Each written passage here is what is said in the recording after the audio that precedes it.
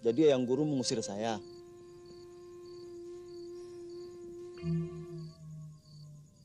Karena adanya perjanjian,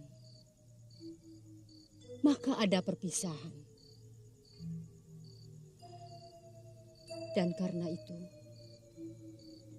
aku akan menceritakan sesuatu padamu.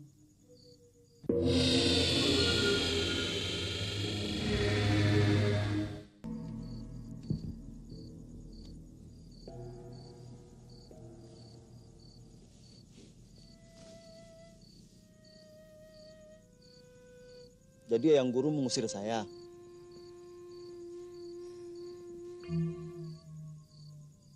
Karena adanya perjanjian, maka ada perpisahan. Dan karena itu, aku akan menceritakan sesuatu padamu.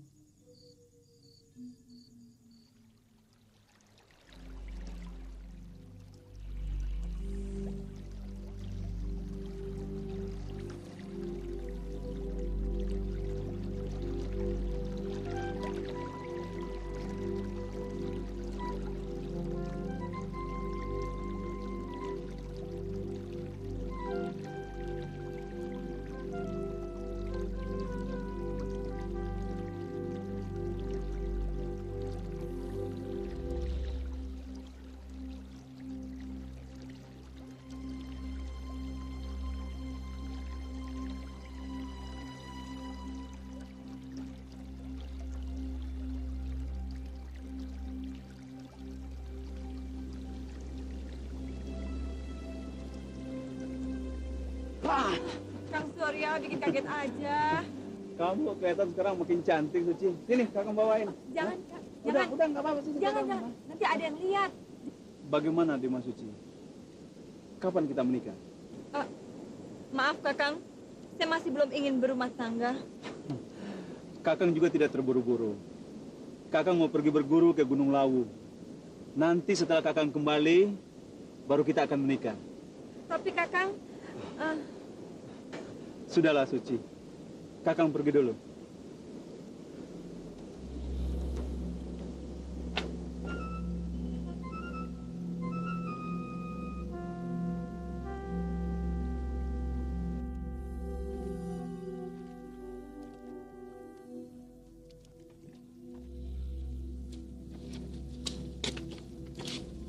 Kang Rana! Kang Rana! Kenapa Dimas? Kok kelihatan murung? Sudah nyali, Kang. Kenapa Surya nyali? Dia mengganggumu lagi. Tadi dia bilang katanya mau memperdalam ilmu di Gunung Lawu. Dan dia akan kembali setahun untuk menikahin saya. Kau mengiyakannya? Tidak. Saya menolaknya secara halus. Cuma dia salah mengartikannya.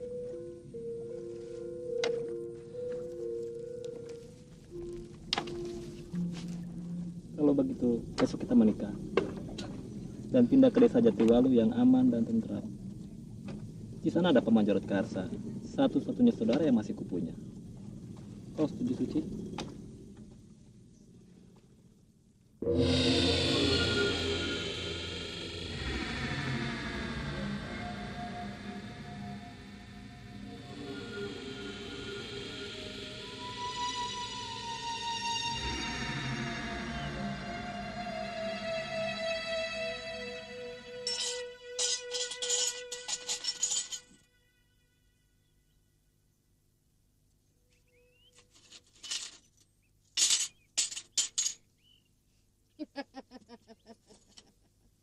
Bagus. Kamu sudah memenuhi syarat untuk menjadi muridku. Terima kasih, Eyang Tapak Gajah. Saya akan belajar sungguh-sungguh agar tidak mengecewakan Eyang. Ada satu syarat lagi yang harus kau penuhi kalau kau sudah menjadi muridku. Silakan Eyang katakan. Saya pasti akan menurutinya. Aku senang dengan semangatmu. Begini, Kalau kau sudah menjadi muridku, kau tidak boleh lagi mempergunakan ilmu silat yang kau pelajari dari guru lain. Kau harus murni mempergunakan ilmu silat aliranku. Ya, saya sanggup melaksanakannya, Eyang. Lagi pula, guru saya yang pertama, Sinto Gendeng, tidak menurunkan semua ilmunya kepada saya. Nenek Gendeng itu setengah hati mengangkat saya sebagai muridnya. Ilmu silat Sinto Gendeng tidak ada artinya dibandingkan dengan pukulan kelabang hijau yang akan aku turunkan padamu. Kalau kau mau belajar dengan sungguh-sungguh, kau akan menjadi jago silat yang tak terkalahkan. Dan mulai hari ini Suranyali, namamu kuganti menjadi Mahesa Birawa.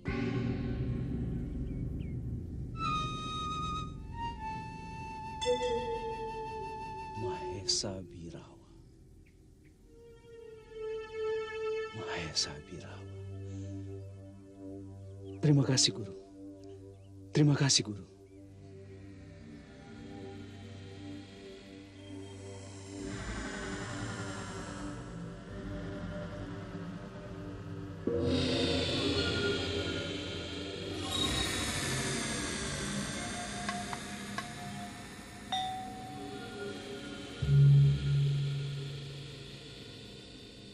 Nah, untuk mendapatkan kesaktian pukulan kelabang hijau, kau harus rendamkan tanganmu ke dalam guci ini. Sebab di dalam guci ini telah kuletakkan kelabang-kelabang yang cukup ampuh untuk menyalurkan racunnya ke dalam tubuhmu.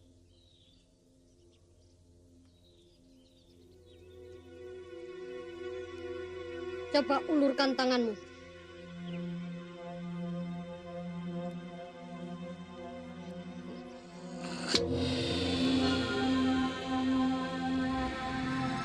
Masukkan.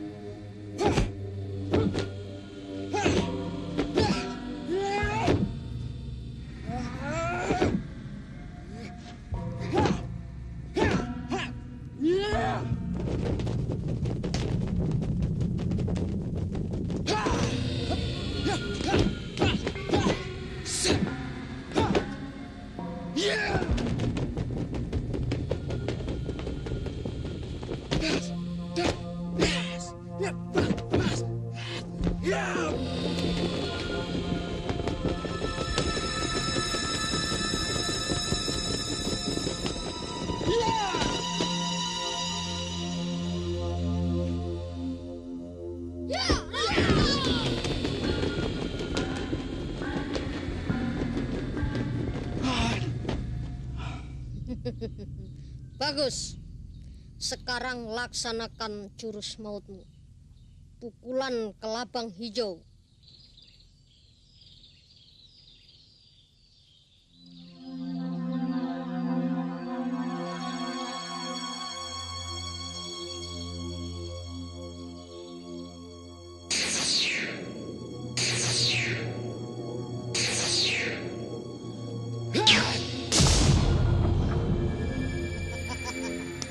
Bagus, kau sudah menguasai ilmuku.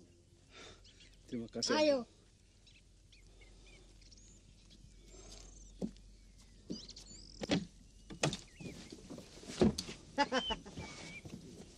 Bagus sekali. Hampir 1 tahun ilmu silatmu maju pesat. Meskipun belum sempurna, tapi pukulan kelabang hijaumu sangat sulit untuk ditandingi oleh tokoh-tokoh dunia persilatan. Beberapa bulan lagi kau boleh meninggalkan Gunung Lawu ini. Habisi saja siapa-siapa yang menentang kehendakmu. Sebar kejahatan di mana-mana. Kau harus bangga menjadi murid tapak gajah.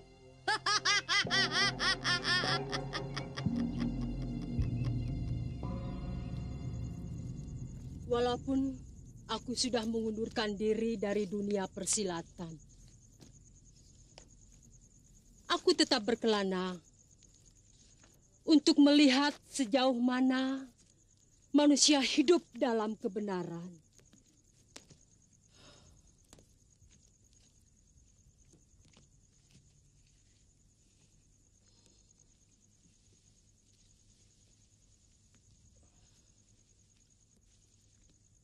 Desa Jatiwalu tampaknya aman, tentram, karena penduduknya rajin, jujur, dan menyintai sesama mereka. Ranaweleng dan Suci hidup bahagia, saling menyinta. Karena kebaikan budinya serta kejujurannya, Ranaweleng diangkat menjadi kepala kampung oleh warga desa Jatiwalu. Setahun kemudian, Suci melahirkan seorang bayi laki-laki. Tapi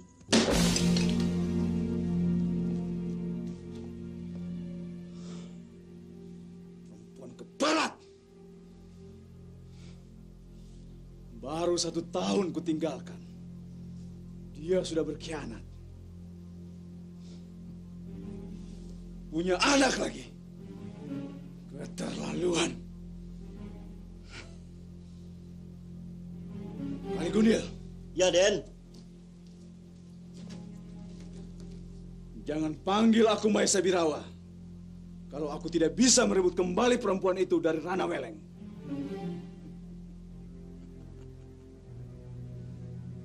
Siapkan kuda. Ya, Den.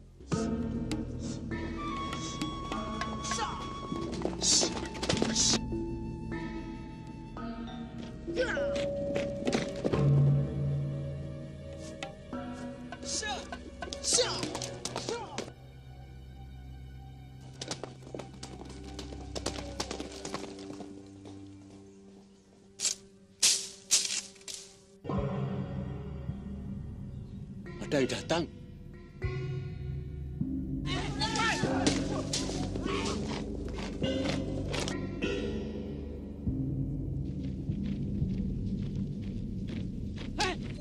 Masa Birawa dan Kali Mungil. Mari. Masa Birawa.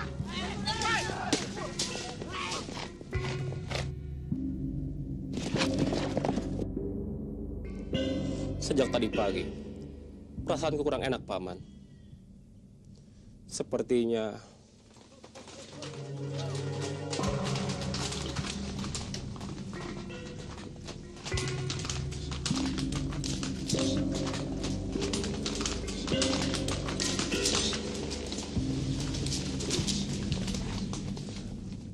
Kang, Surya Nyali telah kembali, Kang.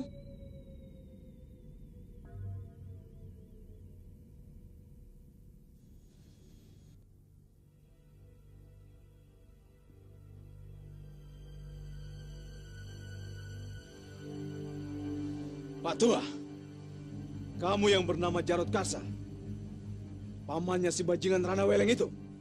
Ya, aku Jarod Karsa. Pak Tua, ini bukan urusanmu. Sebaiknya kamu pergi selagi masih bisa. Suruh Nyali, sombong sekali kau. Apa? Suruh Nyali? Aku Maesa Birawa. nama pemberian guruku dari Gunung Lawu. Suronyali atau Maesabira, bawa begundal-begundalmu dari desa ini. Jangan membuat keonaran di sini. Kalau aku mau meratakan desa ini, sudah kulakukan dari dulu. Tapi aku tidak punya urusan dengan desa Jatiwalu ini. Urusanku dengan bajingan itu yang telah membawa lari kekasih orang. Suci bukan kekasihmu. Dia berhak menikah dengan siapa saja yang dicintainya. Jahanam! Pergi dari desa ini bersama Pak Tua ini dan anakmu. Tinggalkan Suci untukku. Akan kuampuni semua kesalahanmu. Kau sombong anak muda. Jangan ganggu rumah tangga Ranawala sebelum kau melangkai mayat.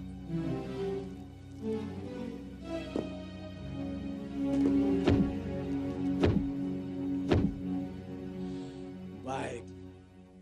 Kalau itu memang maumu, Pak Tua, kau akan menjadi korban pertama.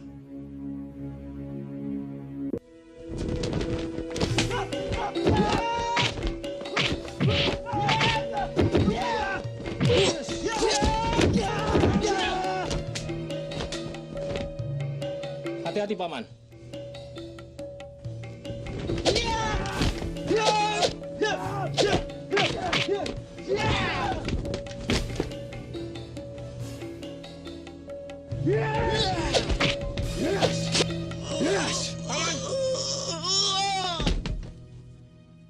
Masuk, Suci.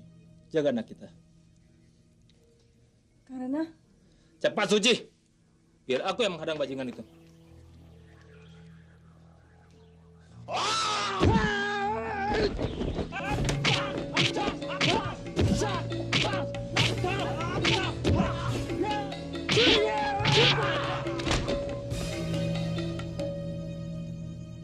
Kesalahan besar yang pernah kuperbuat adalah mengangkat Suranyali menjadi muridku.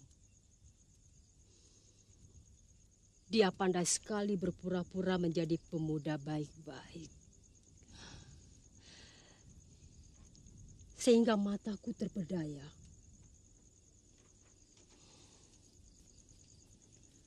Baru beberapa bulan saja menjadi muridku. Sudah kelihatan sifat-sifat dirinya yang sebenarnya.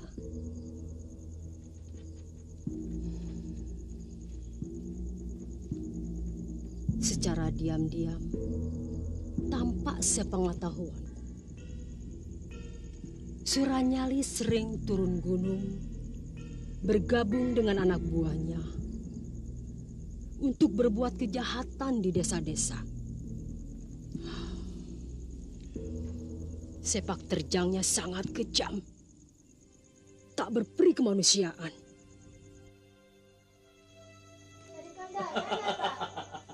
Iya, ini saya bawakan sedikit oleh-oleh untukmu dan adik-adikmu nanti. Loh, kemana bergulawungmu? Loh, hari kan sudah malam. Kemana adikmu? Ke rumah teman kali, Pak. Yati, susul adikmu pulang. Hari sudah malam. Baik, Cepat ya. Pak.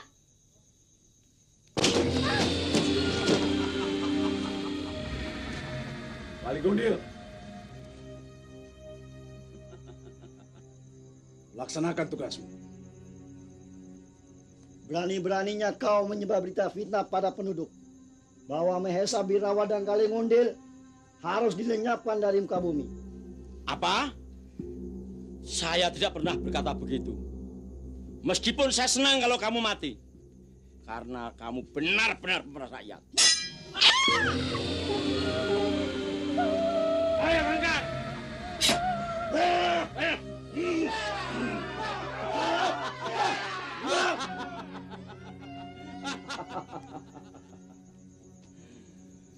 Kalingundil, ternyata kau hebat. Majeneng, kau Cowati, balik.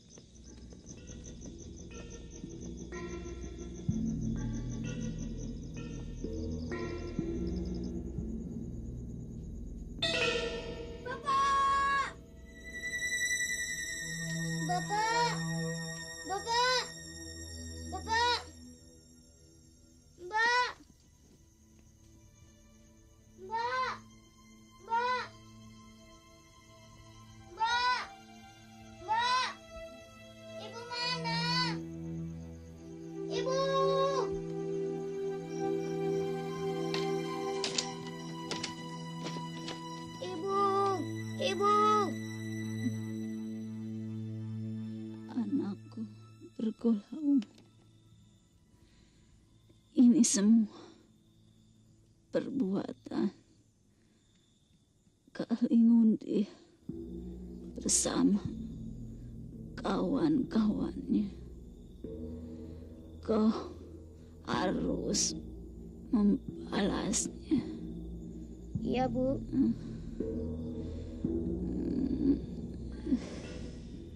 Ibu! Ibu! Ibu! Ibu! Gola,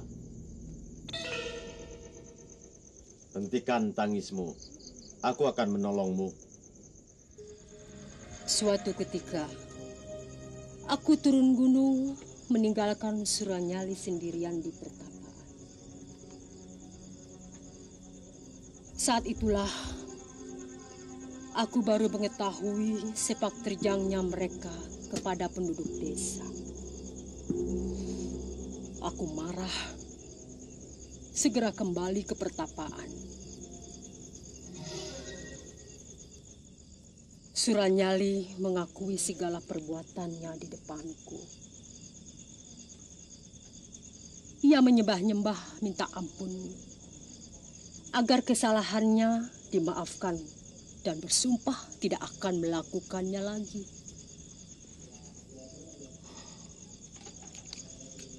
Suranyali memang pandai berpura-pura. Hatiku jadi lemah.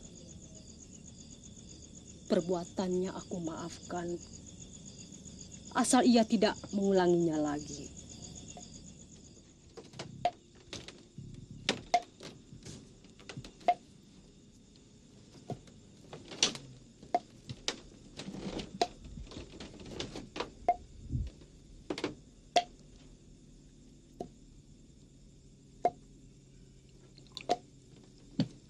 Terima kasih, Yang Guru telah memaafkan semua kesalahan saya. Saya berjanji tidak akan melakukannya lagi.